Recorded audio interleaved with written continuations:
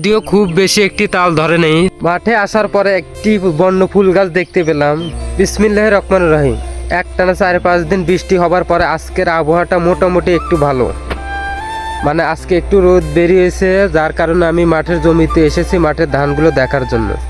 এখন মানে সারা মাঠে দেখবেন ধান পেকে গেছে, অনেকে ধান কাটা শুরু করছে, সেটাই দেখার জন্য আসলাম।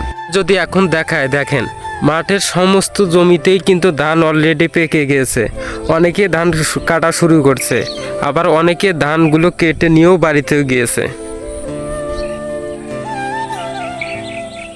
মাঠে এসে ধানগুলো দেখার পাশাপাশি একটি তাল গাছে দেখলাম বেশ বড় বড় তাল ধরেছে। যদিও আর কিছুদিন পরেই তালের সিজন, মানে তালের শ্বাস খাওয়া হবে। যদিও খুব বেশি একটি তাল ধরে নেই, তারপরে তাল ফল খেতে আমার কাছে অনেক ভালো লাগে, বিশেষ করে যখন তালের কাঁচা অবস্থায় তালের শ্বাস, যেটাকে আমরা শ্বাস বলি সাদা অংশ, সেটা খেতে আমার কাছে অনেক ভালো লাগে।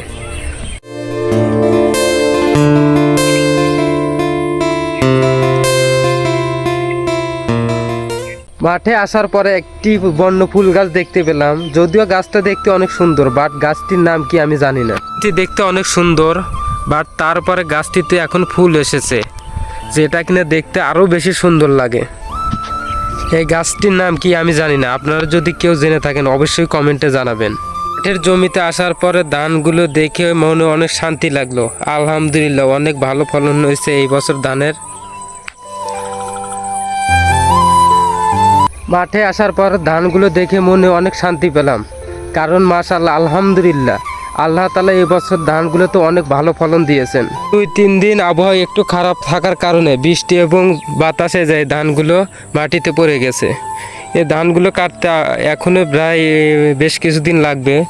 এই ধানগুলো মনে হয় মানে অর্ধেকের বেশি নষ্ট হয়ে যাবে। তারপরও আলহামদুলিল্লাহ অন্যান্য সব ধানগুলো জমিতেও ভালো ফলন হয়েছে। আল্লাহ চাইলে সবই সম্ভব। একটু ভালো হলে এই সমস্ত ধানগুলো কেটে ফেলবো, মানে এই ধানগুলো অলরেডি পেকে গেছে, একদম পেকে গেছে। আবহাওয়া ভালো হলে ইনশাল্লাহ কেটে ফেলবো।